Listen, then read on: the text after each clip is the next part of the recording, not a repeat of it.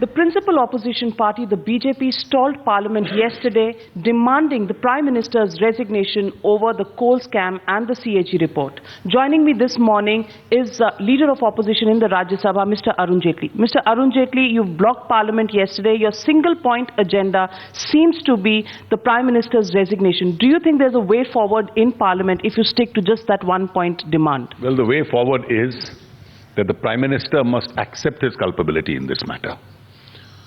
And the reason is very obvious.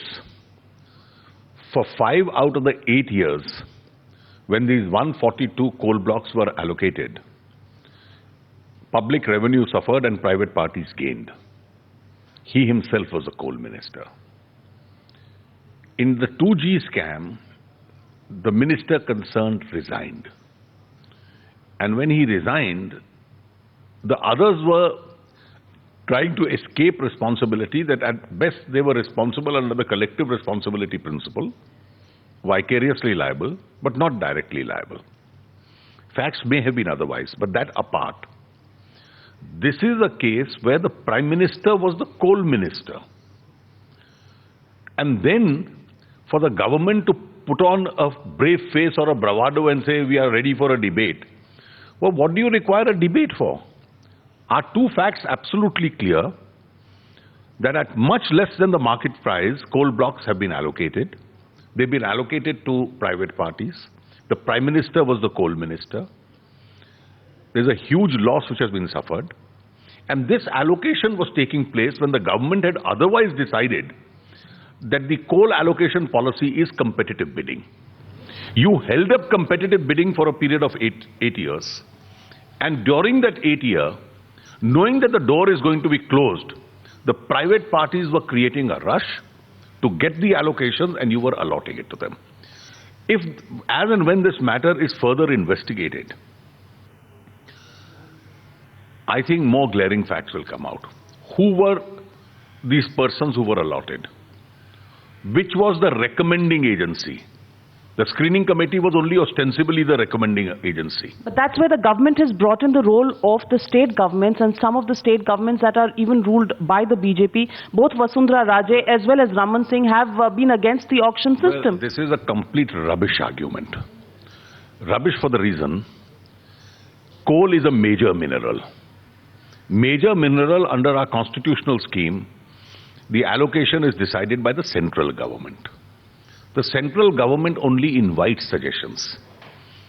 24 state governments have supported the idea of competitive bidding. Some of them have said, well, if you are going to make a competitive bidding, what about the interest of the coal producing states? Please take care of our interest. Now you can't piggyback on their shoulders and say, well, we delayed 8 years because of them. This objection came in 2005. You overruled this suggestion. And then till 2012, and today till August 2012, you've still not started the competitive bidding process.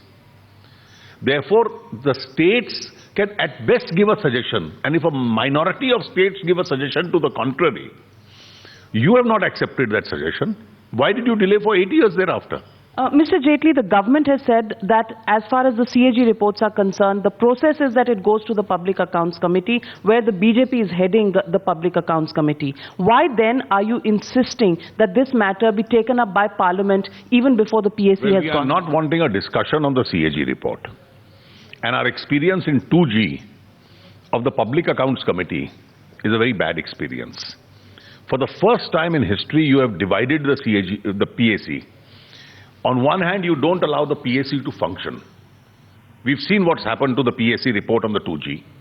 We had a JPC. On the JPC, we are told the ministers will not be summoned, but instead Mr. Atal Bihari Vajpayee and Mr. George Fernandes, Sushma Swaraj and Jagmohan will be summoned.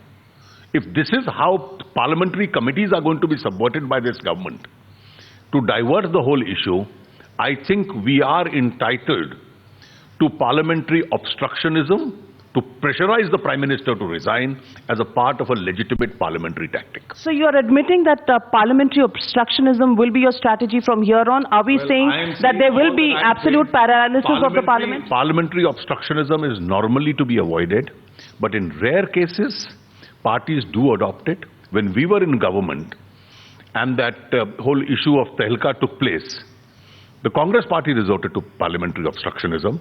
Now they can't quote the scripture. Yesterday, the Minister of State for Parliamentary Affairs, Mr. Rajiv Shukla, almost advised the presiding officer, Mr. P.J. Kurian, to adjourn the House for the day, and this was done at even before lunchtime. Do you think this is leading of decisions of how the House should be run? Well, a presiding officer is a constitutional functionary. And therefore, the presiding officer must always take an independent decision. Whispering to constitutional authorities subverts their functions. This, of course, has been caught on camera. There is an apprehension that other agencies, statutory agencies like investigative agencies, ostensibly perform their functions, but there is a whisper in the ears by the government. Are you accusing the Congress of leading the CBI as well? But I think my indication is absolutely clear. I hope it only stops with that and it doesn't happen with other constitutional authorities in this country also. Mr. Jaitley, you have said that you will continue to obstruct Parliament. Are you saying that it is nothing less than the Prime Minister's resignation that will satisfy the opposition? If in December 2010 we had not held up the session, the winter session, A. Raja would not have resigned. If he had not held up the session, this government would not have taken precipitative steps in 2G which we had to take, and the charge sheets would not have been filed. Our pressure in Parliament did work in the 2G scam. I hope it does work now. So you're saying that nothing short of the Prime Minister's resignation will satisfy the BJP? Well, we've said that very categorically. So that was the Leader of Opposition in the Rajya Sabha, Mr. Arun Jaitley, making it very clear that as far as the BJP is concerned, it's not a JBC, it's not a debate in Parliament, but the Prime Minister's resignation. Until such time that that is achieved, they will continue to paralyze Parliament as a legitimate way of making their point. In New Delhi, Navika Kumar for Times Now.